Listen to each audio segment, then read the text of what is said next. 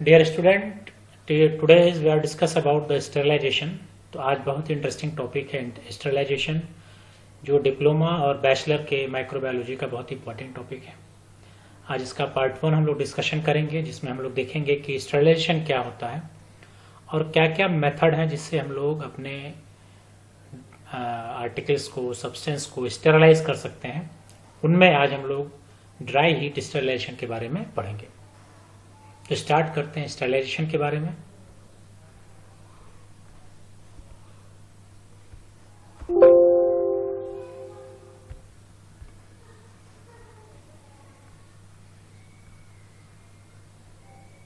तो स्टेरिलाइजेशन अगर देखें तो लिखा गया स्टेरिलाइजेशन है प्रोसेस, एक प्रोसेस है यानी एक मेथड है दैट रिमूव्स, किल्स और deactivate all form of the life. यानी एक ऐसा प्रोसेस जिसमें हम लोग रिमूव करेंगे, या तो हटाएंगे, या तो किल करेंगे, उसको मार देंगे, या तो डीएक्टिवेट करेंगे all form of life.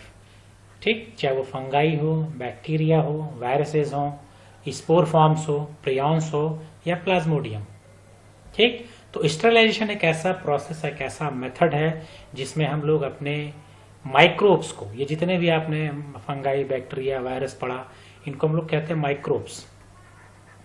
In microbes को हटा दिया जाए, रिमूव कर दिया जाए, किल कर दिया जाए, डीएक्टिवेट कर दिया जाए, तो ऐसे प्रोसेस को हम लोग कहते हैं स्टेरिलाइजेशन। तो एक सिंपल और कहा जाता है destruction of all form of life. तो लाइफ जो भी है आपके, उनका ऑल फॉर्म, जितने भी फॉर्म है लाइफ का, उनका डिस्ट्रक्शन कर दिया जाए, उनको डिस्ट्रॉय कर दिया जाए, इसको भी स्टेरिलाइजेशन कहते हैं। और सिंपली अगर इसको कहा जाए इस तरह से, फ्री फ्रॉम माइक्रोब्स, यानी फ्री फ्रॉम माइक्रोब्स अगर किसी चीज को कर दिया जाए, फ्री कर दिया जाए कि माइक्रोब से, किसी भी आर्टिकल्स को, सब्सटेंस को, ड्रग को अगर माइक्रोब से फ्री कर दें, तो उस मेथड को, उस प्रोसेस को कहते हैं स्टेरिलाइजेशन। ठीक है, तो स्टेरिलाइजेशन अगर आप देखें तो Lister for the first time use carbolic acid in operation theatre that reduce mortality rate. तो जो पुराने समय में जब बात की जाती थी, 1867 से पहले की बात करें, तो जब सर्जरी की जाती थी, सर्जरी करने के बाद लोग सेप्सिस से मर जाते थे, यानी उनको सेप्टिसीमिया हो जाता था। सेप्टिसीमिया में क्या होता था, ग्रोथ होती थी माइक्रोब्स की, माइक्रोब्स की ग्रोथ हो जाती थी, इससे लोगों की डेथ हो जाती थी। ठीक, तो अब लिस्टर फर्स्ट टाइम इन्होंने कार्बोलिक एसिड यूज किया ऑपरेशन थिएटर में, जिससे मॉर्टेलिटी रेट कम होगी। अब सेप्टिसीमिया होने से क्या होता था कि किसी का पैर काटना पड़ गया, किसी का हाथ काटना पड़ गया, तो बड़ी प्रॉब्लम होती थी पुराने समय में। सर्जरी के समय, सर्जरी के बाद उसका केयर बहुत टफ हो जाता था। क्यों? क्योंकि हमारे पास कोई भी एंटीसेप्टिक नहीं था। तो कार्बोलिक एसिड इन्होंने यूज किया फर्स्ट टाइम, तो वही फिर लिखा गया 1867 Lister introduce use of phenol use किया as anti microbial agent for surgical wound dressing. यानी जो सर्जिकल वुंड की ड्रेसिंग की जा रही थी, उसमें फिनॉल इन्होंने यूज किया as anti microbial agent. Anti means against होता है, माइक्रोबियल मीन्स माइक्रोब के अगेंस्ट, यानी जो माइक्रोब्स को रिमूव करे, किल करे, डीएक्टिवेट करे, उसी को हम लोग क्या कहते हैं, एंटी माइक्रोबियल एजेंट। तो एंटी माइक्रोबियल एजेंट यूज किया गया सर्जिकल वुंड ड्रेसिंग में, ताकि लोगों को सर्जरी के बाद क्या ना हो, सेप्टिसीमिया ना हो। सेप्टिसीमिया मीन्स ग्रोथ माइक्रोब्स की ना हो, जिससे उनके और जो कंडीशन है वो खराब ना हो। तो ये स्टेरिलाइजेशन बहुत इंपॉर्टेंट चीज है सर्जरी के केस में, ड्रग के केस में, कि जो भी आर्टिकल्स हैं या ड्रग्स हैं, हम उनको वहां से रिमूव करें, और उस रिमूव करने के प्रोसेस को हम लोग कहते हैं स्टेरिलाइजेशन। ठीक है, कुछ डिफिनेशन देखे जाए, क्या है डिफिनेशन। तो इसमें सबसे पहला लिखा गया antiseptic a substance that prevents the growth of micro organism from living articles. यानी ये भी प्रिवेंट करेगा ग्रोथ ऑफ माइक्रो ऑर्गेनिज्म को, लेकिन कहां से, लिविंग आर्टिकल से। अगर कोई भी केमिकल अगर आपके पास है, केमिकल या आप उसको अगर लिविंग सिस्टम पे यूज कर रहे हैं, तो उसको हम लोग कहेंगे एंटीसेप्टिक। ठीक, दे इनहिबिटिंग एक्टिविटी ऑफ माइक्रोब्स, से माइक्रोब्स की एक्टिविटी को इनहिबिट कर देते हैं। माइक्रोब्स मीन सेल है, सेल में आपको सब लोगों को पता है कि सेल को सरवाइव करने के लिए इसमें मेटाबॉलिक या बायोकेमिकल रिएक्शंस होते हैं, और ये जो बायोकेमिकल रिएक्शंस है अगर इनको ब्लॉक कर दिया जाए, रोक दिया जाए, तो जो भी आपके मेटाबॉलिक फंक्शन वो रुक जाएंगे, मल फंक्शनिंग हो जाएगी और सेल की क्या हो जाएगी, डेथ हो जाएगी।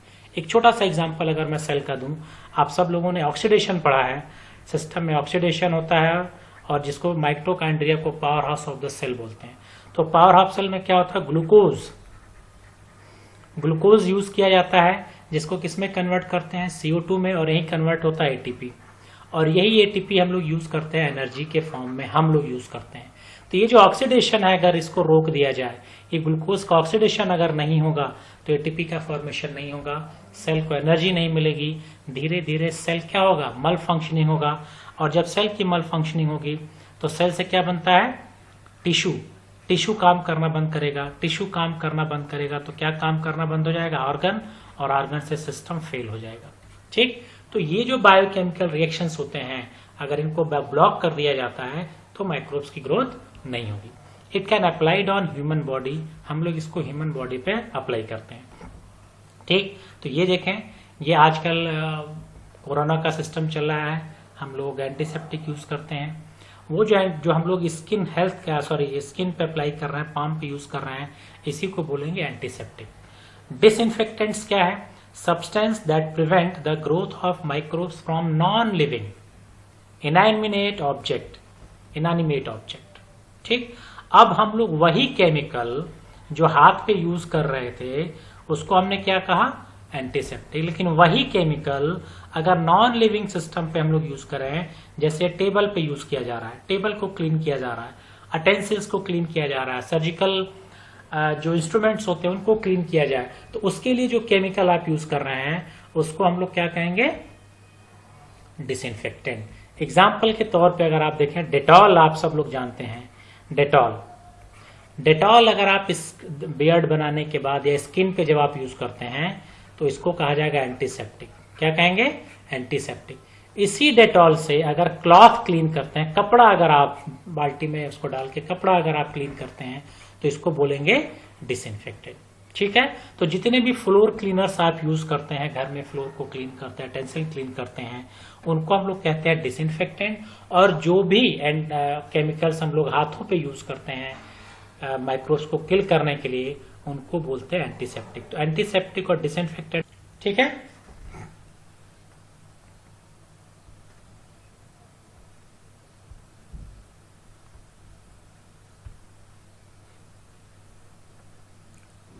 कुछ और डेफिनेशन देखते हैं। बैक्टीरिसाइड, साइड का मतलब होता है किल करना, जो सब्सटेंस बैक्टीरिया को किल कर दे उसको बोलते हैं बैक्टीरिसाइड्स।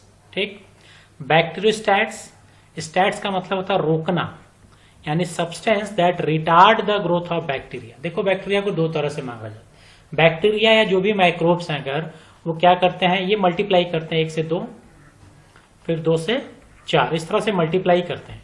ठीक, अब ये जब मल्टीप्लाई करते हैं तो इनकी जब ग्रोथ होती है तो इनकी इफिकेसी बढ़ जाती है, और ये क्या कॉज करते हैं,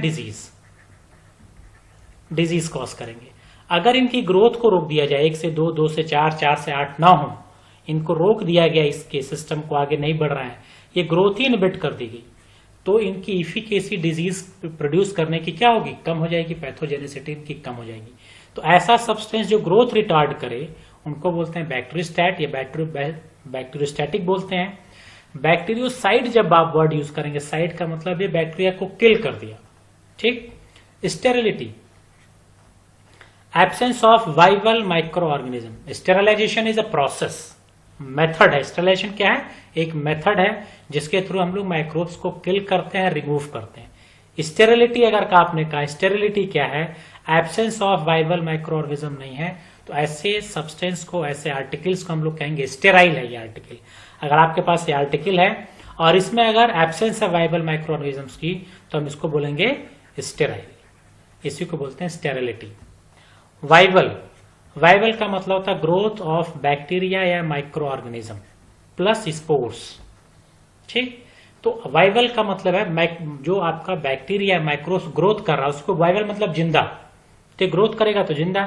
स्पोर्स को भी हम लोग वाइवल माइक्रो ऑर्गेनिजम्स में काउंट करते हैं। स्पोर को आप एक तरह से समझिए कि ये इनएक्टिव फॉर्म है, इनएक्टिव फॉर्म है माइक्रोब्स का। माइक्रोब्स की एक खास बात क्या होती है कि जब ये फेवरेबल कंडीशन मिलता है तभी ग्रोथ करते हैं, और जब फेवरेबल कंडीशन नहीं मिलेगा तो ग्रोथ नहीं करेंगे। तो जब फेवरेबल कंडीशन मिलेगा तो ये बैक्टीरिया में कन्वर्ट हो जाएगा, और जब अनफेवरेबल कंडीशन मिलेगा तो स्पोर में कन्वर्ट हो जाएगा, और स्पोर को कहते हैं इनएक्टिव। जैसे अगर मैं आपको एग्जांपल दूं, सीड, बीज आप लोग देखते हैं, बिया, सीड, ये जो सीड होता है जब ये मिट्टी से बाहर है तो क्या है, इनएक्टिव फॉर्म में है, इसमें कोई ग्रोथ नहीं होगी।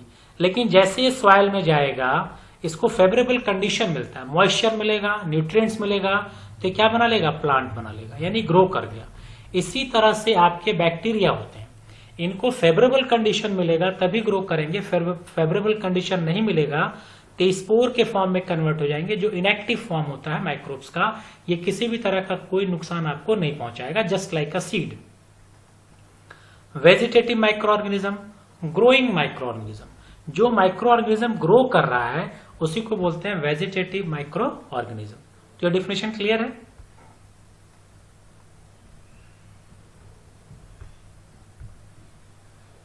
अब देखा जाए मेथड क्या क्या है स्टेरिलाइजेशन के। अगर मेथड ऑफ स्टेरिलाइजेशन देखा जाए क्या क्या है, तो 3 मेथड है। एक तो फिजिकल मेथड, दूसरा केमिकल मेथड, तीसरा मैकेनिकल मेथड। 3 मेथड हम लोग यूज करते हैं माइक्रोब्स को क्लियर रिमूव करने के लिए। फिजिकल मेथड में हम लोग हीट यूज करते हैं, dry heat and moist heat, and third है रेडिएशन। फिजिकल में 3 चीजें, dry heat, moist heat and radiation.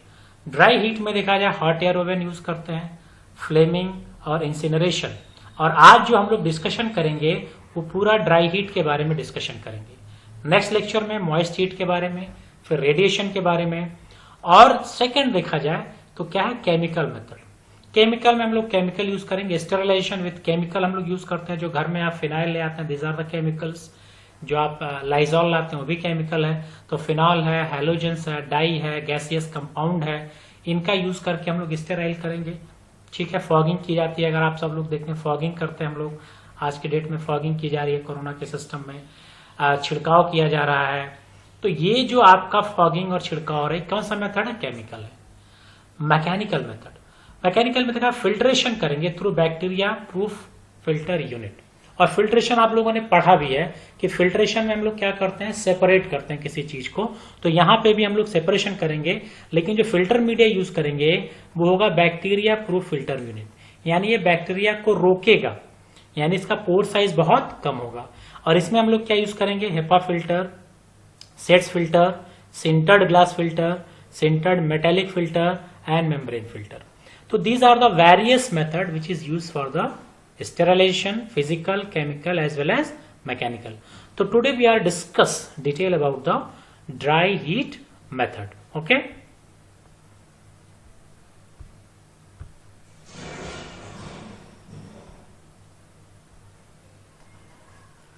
Physical method of sterilization including heat and radiation. ठीक, heat में क्या है, dry as well as moist heat का जो मतलब है स्टीम, जनरल समझ लो स्टीम। जब इसको नेक्स्ट वीडियो में डिस्कस करेंगे तो हम लोग स्टीम की बात करेंगे। अभी हम लोग बात कर रहे हैं ड्राई हीट। तो dry heat widely used sterilization method, बहुत ज्यादा हम लोग ड्राई हीट को भी यूज करते हैं माइक्रोब्स को किल करने के लिए। Killing of micro organism by dry heat. अब अगर आप देखो तो हर सेल की अगर आप बात करो तो सेल का एक सर्वाइवल टेम्परेचर होता है कि किस टेम्परेचर पे वो सरवाइव करेगा। ठीक है, तो अगर आप टेम्परेचर इंक्रीज करो, हीट देंगे तो क्या इंक्रीज होगा, टेम्परेचर। जब आप टेम्परेचर इंक्रीज करोगे, अब जब टेम्परेचर राइज हो रहा है तो सेल का जो सर्वाइवल कंडीशन है वो डिक्रीज होगा। ठीक है, अब जब डिक्रीज होगा तो सेल ऑटोमेटिक क्या कर जाएगा, डेथ हो जाएगा।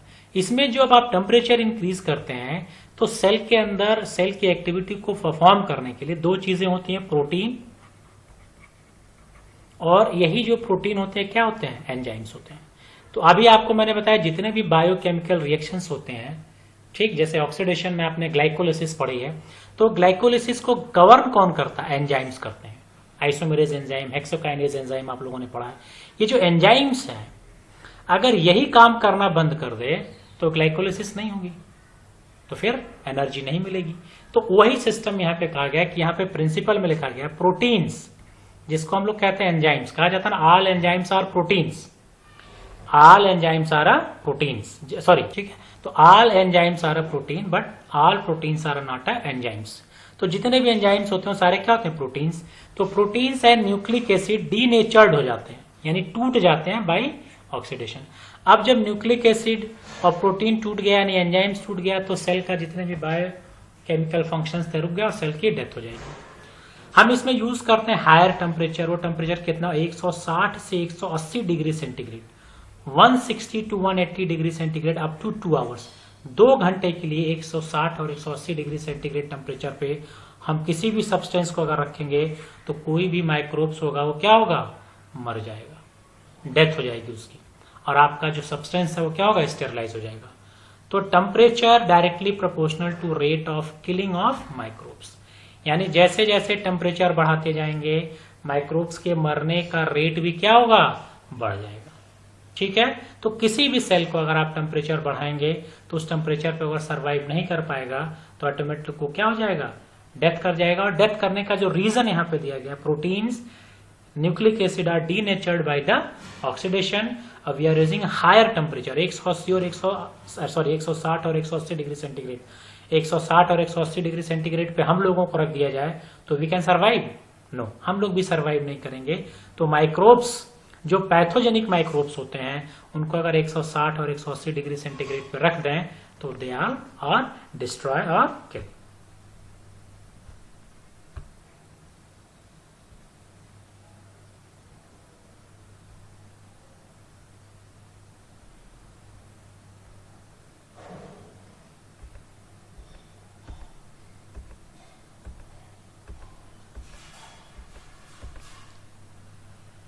एप्लीकेशन देखा जाए ड्राई हीट का क्या है, कहाँ यूज किया जाता है? It is used for glassware.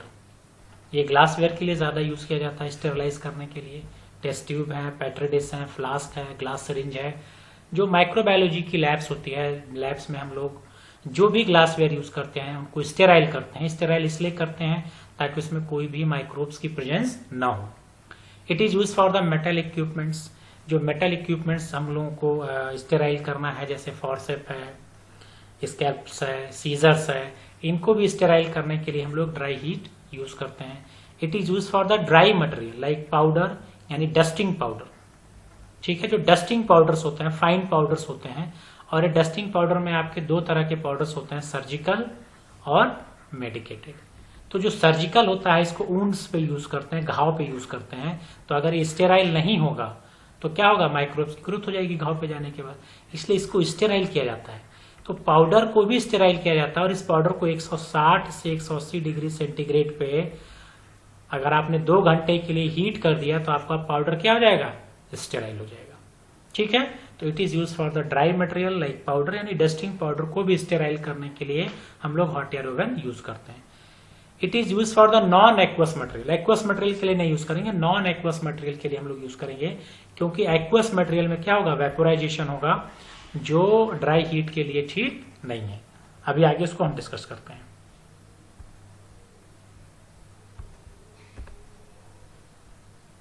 अब इसका डिसएडवांटेज देखा जाए क्या है। अभी मैंने कहा नॉन एक्वस के लिए तो सुटेबल है, लेकिन एक्वस के लिए सुटेबल नहीं है, तो डिसएडवांटेज में आपको मिल गया। Aqueous solution can not be sterilize by dry heat. हम लोग ड्राई हीट्स के थ्रू हम लोग एक्वस सोल्यूशन को यूज स्टेराइल नहीं करते, बिकॉज क्यों? इसका पहला रीजन ये है, water will be evaporate if container is open. ठीक, दूसरा condition, if container is kept close then it may be burst due to pressure develop by the steam. ठीक है, तो ये आपके पास 2 कंटेनर है, आपने ये फ्लास्क लिया, इसको आपने ड्राई हीट में रखा तो यहाँ से वाटर के मॉलिक्यूल वेपोराइज हो जाएंगे और आपका ये जो कंसंट्रेशन प्रोडक्ट मिलेगा, लिक्विड की क्वांटिटी कम हो जाएगी, तो सुटेबल नहीं है। क्लोज्ड अगर आपने रखा इस तरह से तो इसमें इस तरह से वेपर्स बनेंगे, और ये वेपर इस पे क्या क्रिएट करेगा? प्रेशर, और अगर प्रेशर ज्यादा बन गया तो ये ब्रस्ट कर जाएगा। ठीक, जैसे अगर आप लोगों ने प्रेशर कुकर देखा होगा, कभी कभी आप लोगों ने सुना है कि प्रेशर कुकर फट जाता है। क्यों फटता है प्रेशर कुकर? क्योंकि प्रेशर कुकर में आपने ये क्लोज्ड होता है पूरा, ऊपर वेसल्स लगी होती है, ठीक, आपने इसको हीट प्रोवाइड किया, बाई चांस ये वेसल्स काम नहीं किया और यहाँ पे सेफ्टी वॉल्स लगी होती है, दोनों काम नहीं किए तो प्रेशर इतना डेवलप हो गया, ना ये वेसल्स उठा ना ये सेफ्टी वॉल ओपन हुआ, तो क्या हो गया? ब्रस्ट कर गया। उसी तरह से अगर आप एक्वा सिस्टम यूज करते हैं हॉट एयर ओवन में, तो अगर कंटेनर आपने ओपन किया तो आपका मटेरियल इवापोरेट हो गया, ये भी ड्रॉबैक है बहुत बड़ा। और अगर आपने कंटेनर क्लोज करके किया तो प्रोबेबिलिटी है, जरूर नहीं कि ब्रस्ट कर जाए, प्रोबेबिलिटी है कि प्रेशर डेवलप होने के नाते, स्टीम बनने के नाते आपका कंटेनर ब्लास्ट कर जाए। तो एक बहुत बड़ा डिसएडवांटेज है इसका। सर्जिकल ड्रेसिंग, ठीक, जो कॉटन्स होते हैं, ठीक है, can not be sterilize because cotton और cellulosic material will be charged at high temperature. तो जो कॉटन है, अगर आप देखें, आपने जो कॉटन लिया, इसको ड्राई हीट में आपने डाल दिया, अब इसको हीट मिल रहा है, चार का मतलब जल जाएगा, ब्लैक हो जाएगा। चारिंग का मतलब होता है ब्लैक, चार का मतलब होता है जलना, जल जाएगा। किसी भी चीज को अगर आप एक्सेसिव हीट करो, अगर 160 डिग्री सेंटीग्रेड पे अगर आप हीट करो तो क्या होगा? बर्न हो जाएगा, जल जाएगा। तो चैरिंग हो जाएगी सर्जिकल ड्रेसिंग की। कॉटन हो, सेलुलोजिक जो पट्टी वगैरह हम लोग यूज करते हैं, तो ये जो कॉटन और पट्टी हम लोग यूज करते हैं, अगर इसको हम लोग ड्राई हीट से स्टरलाइज कर दें तो चैरिंग हो जाएगी, यानी जल जाएगा। तो एक बहुत बड़ा ड्रॉबैक है इसका कि इसके लिए हम लोग एक्वस सिस्टम हम लोग यूज नहीं कर सकते हैं। जो भी ड्रेसिंग मटेरियल हमारे पास है उस ड्रेसिंग मटेरियल को स्टरलाइज नहीं कर सकते हैं, लेकिन ग्लासवेयर स्टरलाइज कर सकते हैं। मेटल के ऑपरेटर जो भी आपके सर्जिकल इंस्ट्रूमेंट्स हैं उनको स्टरलाइज कर सकते हैं। तो इनके लिए जो सर्जिकल ड्रेसिंग है और एक्वस के लिए हम लोग क्या यूज करते हैं? स्टीम यानी मॉइस्ट हीट स्टरलाइजेशन, जिसको हम लोग नेक्स्ट वीडियो में पढ़ेंगे।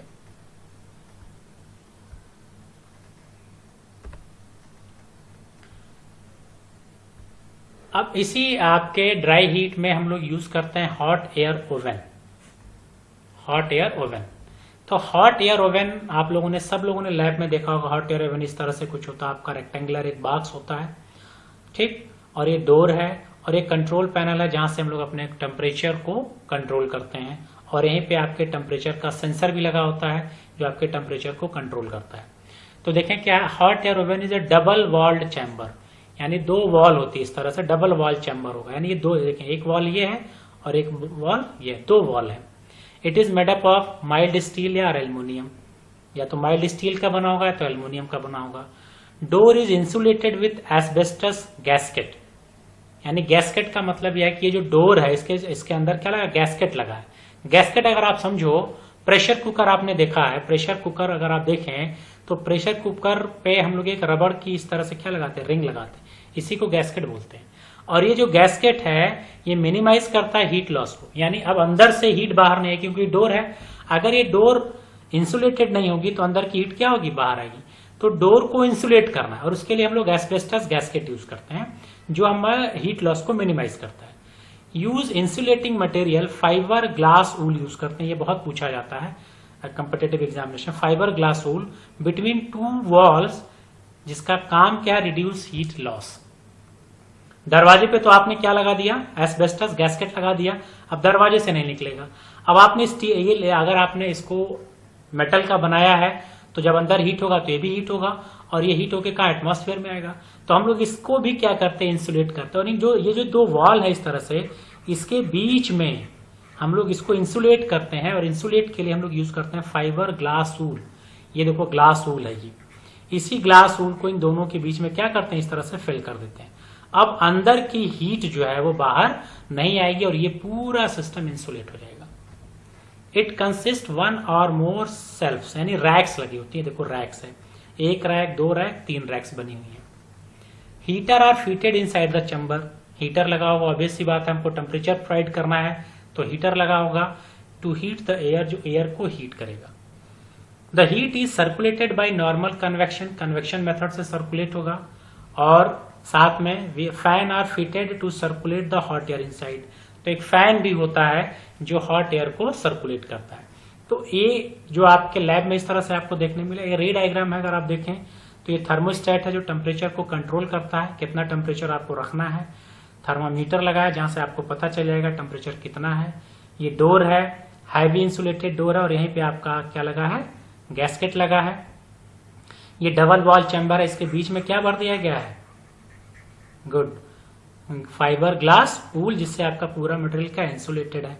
ठीक, heating element inside the side wall, और इसी साइड वॉल में हीटिंग एलिमेंट होता है। और ये वायर सीप्स है, यहाँ पे देखो, इस रैक्स जिसको हमने कहा, जिसमें हमने मटेरियल को रखेंगे। तो ये हॉट एयर ओवन है।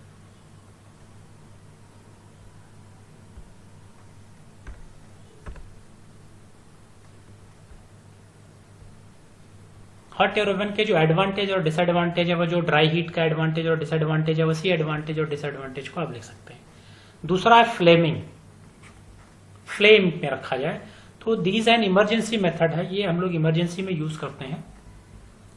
Articles are holding directly in the flame till red hot, हम लोग अपने जो भी आर्टिकल को स्टेराइल करना है उसको फ्लेम में रखेंगे जब तक कि वो रेड हॉट ना हो जाए। This method is generally use in the microbiology. Microbiology के लैब में जब आप पढ़ेंगे तो इनोकुलेटिंग रॉड यूज किया जाता है।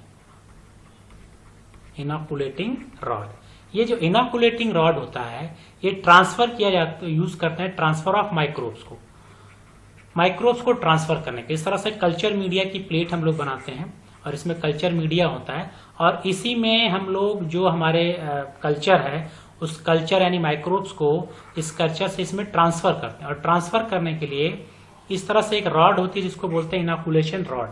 इस इनोकुलेशन रॉड की हेल्प से हम लोग ट्रांसफर करते हैं। तो इस इनोकुलेशन रॉड को स्टेराइल करने के लिए फ्लेमिंग मेथड हम लोग यूज करते हैं, बहुत ज्यादा यूज किया जाता है। जैसे इस डायग्राम में अगर आप देखें, यहाँ पे ये जो डायग्राम आप देख रहे हैं ये इनोकुलेटिंग रॉड है, ठीक, और ये फ्लेम दिया गया है और ये देखिए रेड हॉट हो गया। रेड हॉट होने के बाद इसको रिमूव करेंगे और रिमूव करने के बाद अब इसी इनोकुलेटिंग रॉड की हेल्प से हम लोग कल्चर को कल्चर ट्यूब से निकाल के कल्चर मीडिया पे ले आएंगे। तो सबसे ज्यादा माइक्रोबायोलॉजी में फ्लेमिंग मेथड यूज किया जाता है, और ये इनोकुलेटिंग रॉड जो है इसको स्टेराइल करने के लिए हम लोग यूज करते हैं। ठीक है,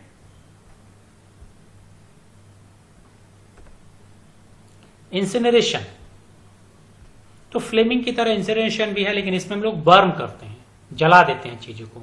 articles are burn in direct flame में, हम इसको बर्न करते हैं। वहां पे आपने रेड हॉट किया था, बस इतना याद रखिएगा, रेड हॉट आप करके यहां हटा दिया। यहाँ पे बर्निंग यानी it is use to sterilize medical and other biohazards waste before it discard with non hazards waste. अब जितने भी बायोमेडिकल वेस्ट होते हैं, बायोमेडिकल वेस्ट में क्या है कि उसमें माइक्रोब्स हैं, कंटेमिनेशंस है। अब अगर हम लोग इसको नॉन हजार्ड्स यानी किसी नॉन वेस्ट के साथ इस तरह से डिस्पोज कर दें, बाहर फेंक देंगे, तो वहां पे माइक्रोब्स की ग्रोथ होगी। ठीक, अगर हम उसको स्टेराइल कर दें और स्टेराइल करने के बाद फिर उसको डिस्कार्ड करें तो माइक्रोब्स की ग्रोथ नहीं होगी। इसके लिए हम लोग इंसिनरेशन यूज करते हैं। तो इसीलिए लिखा it is use to sterilize medical and other biohazards, यानी मेडिकल डिवाइस में जो भी आपके डिस्पोजेबल मेडिकल डिवाइस हैं, अदर बायोहजार्ड वेस्ट होते हैं, बिफोर इट डिस्कार्ड, इनको डिस्कार्ड करने से पहले स्टेराइल करते हैं विथ नॉन हजार्ड्स वेस्ट। ठीक, तो it is a waste treatment process, एक तरह से वेस्ट ट्रीटमेंट प्रोसेस है। जैसे ये देखें भट्टी जल रही है, इंसिनरेशन में भट्टी यूज किया जाता है, ये आग जल रहा है और इसी में आपने जो भी वेस्ट है इसको बर्न कर देंगे। बर्न करने के बाद क्या मिलती है, राख, और राख को हम लोग कहते हैं ऐश। कॉग्नोसी में आप लोग ऐश वैल्यू पढ़ेंगे। ठीक है, तो ऐश में जनरली क्या होते हैं, इनऑर्गेनिक मटेरियल्स होते हैं। ठीक, ये जो ऐश बच रही राख, ठीक है, तो आप लोगों ने देखा होगा किसी भी चीज को जब बर्न करते हैं तो लास्ट में ऐश बचती है राख। तो अब ये आपका क्या है, स्टेराइल हो गया। ठीक है, अब इसमें माइक्रोब्स की ग्रोथ नहीं होगी, तो इंसिनरेशन मेथड था आपका।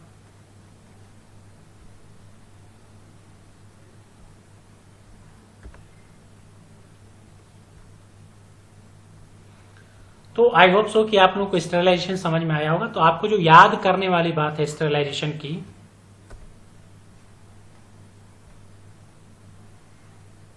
आई होप सो कि आप लोगों को स्टेरिलाइजेशन समझ में आया। और जो लर्न करने वाली बात है स्टेरिलाइजेशन में, वो सिर्फ ये याद करना है कि स्टेरिलाइजेशन एक मेथड, एक प्रोसेस है जिसमें हम लोग रिमूव कर रहे थे, या तो किल कर रहे थे, या तो डिस्ट्रॉय कर रहे थे, किसको, ऑल फॉर्म ऑफ लाइफ, या सिंपली आप कह सकते हैं माइक्रोब्स। और जो वर्ड में मैंने कहा एक लाइन लिखा गया था वो याद होना चाहिए, फ्री फ्रॉम माइक्रोब्स। ठीक है, 3 मेथड्स आप लोगों ने देखे, physical, chemical and mechanical, PCM. ठीक है, फिजिकल मेथड, केमिकल मेथड और मैकेनिकल में आप लोगों ने फिल्ट्रेशन है जो आगे डिस्कस करेंगे, केमिकल में हम लोग केमिकल्स यूज कर रहे थे। अब फिजिकल में 3 चीजें थी आपकी, 2 ही चीज अगर माने, हीट और रेडिएशन। हीट में 2 चीजें आ गई, ड्राई हीट और मॉइस्ट हीट। तो मॉइस्ट हीट, ऑटोक्लेव आगे हम लोग डिस्कस करेंगे। आज हम लोगों ने देखा ड्राई हीट। तो ड्राई हीट में जो आपको याद रखना है, बहुत कॉमन मेथड यूज किया जाता है। हम लोग सिर्फ टेम्परेचर 160 से 180 डिग्री सेंटीग्रेड टेम्परेचर रखते हैं और 2 घंटे तक अगर हम लोग किसी चीज को रखें तो वो स्टेराइल हो जाता है। ठीक, एडवांटेज और डिसएडवांटेज भी आप लोगों ने देखा, ये आपको लर्न होना चाहिए। एडवांटेज और डिसएडवांटेज क्या है, जितने भी आपके ग्लासवेयर हैं उनको आप बहुत आसानी से स्टेराइल कर सकते हैं। सर्जिकल इंस्ट्रूमेंट है जो मेटल के, उनको आप स्टेराइल कर सकते हैं। नॉन एक्वस सॉल्वेंट के लिए ठीक है, लेकिन जब डिसएडवांटेज आपने देखा तो एक्वस के लिए सुटेबल नहीं था। आपके जो ड्रेसिंग मटेरियल्स हैं जैसे कॉटन है, बैंडेज है, उनके लिए सुटेबल नहीं था। उसके बाद आप लोगों ने देखा हॉट एयर ओवन, जो हम लोग यूज करते हैं स्टेरिलाइजेशन के लिए। और ये देखा आप लोगों ने कि रेक्टेंगल चैम्बर है, वॉल को इंसुलेट किया था, डोर को भी आपने इंसुलेट किया था, आपने उसमें हीटिंग कॉइल लगा रखा है जो टेम्परेचर को इंक्रीज करता है। उसके बाद फ्लेमिंग आपने देखा। फ्लेमिंग में हम लोग अपने बहुत इमरजेंसी मेथड में और माइक्रोबायोलॉजी लैब में यूज किया जाता है। हम लोग अपने आर्टिकल्स को डायरेक्ट रेड हॉट फ्लेम में ले जाते हैं और उसको लाल होने तक गर्म करते हैं, रेड हॉट तक हीट करते हैं, फिर वहां से रिमूव करेंगे। और इसके लिए इनोकुलेटिंग रॉड हमने कहा वो यूज करते हैं। इंसिनरेशन अभी बर्निंग प्रोसेस है, किसी चीज को जो भी बायोमेडिकल वेस्ट है उनको बर्न करने के लिए हम लोग इंसिनरेशन सिस्टम यूज करते हैं। तो आई होप सो आप लोगों को स्टेरिलाइजेशन समझ में आया होगा और स्टेरिलाइजेशन में ड्राई हीट आप लोगों को समझ में आया होगा। नेक्स्ट वीडियो में नेक्स्ट टॉपिक के साथ फिर हम लोग डिस्कशन करेंगे, बात करेंगे, और वो डिस्कशन होगा हम लोग का मॉइस्ट हीट के बारे में। हम लोग बात करेंगे कि कैसे मॉइस्ट हीट से हम लोग स्टेरिलाइजेशन करते हैं। कोई भी डाउट, कोई भी क्वेरीज, कोई भी प्रॉब्लम हो, आप मुझे कमेंट बॉक्स में लिखिए, ईमेल करिए।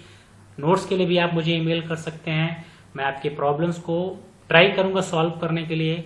और नेक्स्ट अगर आप मुझे ईमेल करते हैं तो मैं आपको नोट्स भी प्रोवाइड करा सकता हूँ। Thank you.